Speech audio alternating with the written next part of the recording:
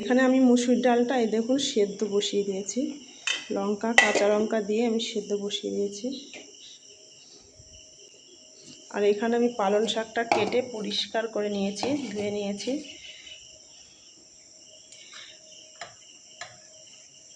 আর এখন তো পালং শাক বলো যে কোনো সবজি বলো, এটা কোনো সিজনের প্রয়োজন হয় না, এখন সমস্ত সবজি সব সময় পাওয়া যায়, তাই এটার জন্য আপনাদের কোনো অসুবিধা হবে না। ডালটা আমি একটু হালকা ঘুটে নেব এরকম করে। দেখুন আমি ডালটা কিন্তু একটু ঘুটে দিয়েছি, কিন্তু একদম সম্পূর্ণ ঘুটবেন না, একটু গোটা গোটা রাখবেন, তাহলে খেতে বেশি ভালো লাগবে। এবার আমি জল দিয়ে দিচ্ছি। আপনারা যে একদম পাতলা হবে না, আবার খুব একটা ঘনও হবে না।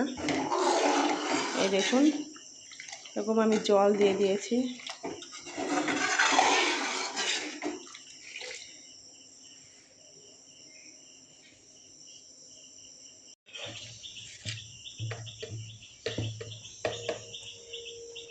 দেখুন ডালটা এবার ফুটে গেছে, আমি এবার লবণ দিয়ে দেব পরিমাণ মতো।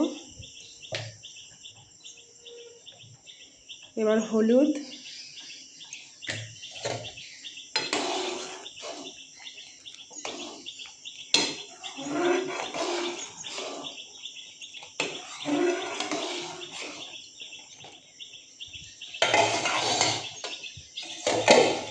এবার আমি কেটে ধুয়ে রেখেছিলাম পালং শাকগুলো দিয়ে দেব।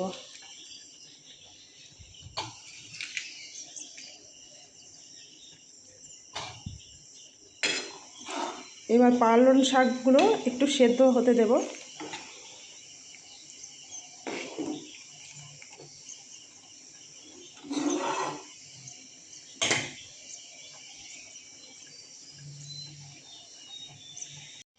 দেখুন 10 মিনিটের মতো হয়ে গেছে, শাকগুলো আমার সেদ্ধ হয়ে গেছে। এবার আমি নামিয়ে ডালটাকে ফোড়ন দেব।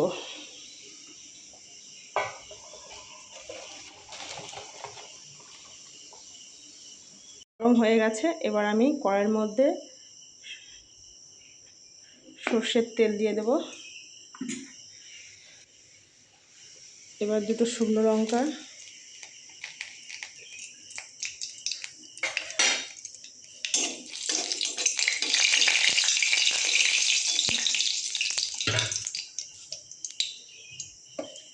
এবার আমি দিয়ে দেব রাঁধুনি।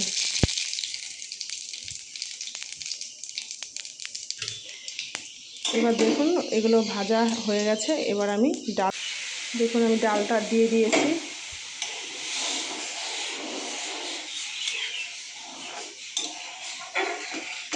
এবার আমি কিছুক্ষণ ফুটতে দেব।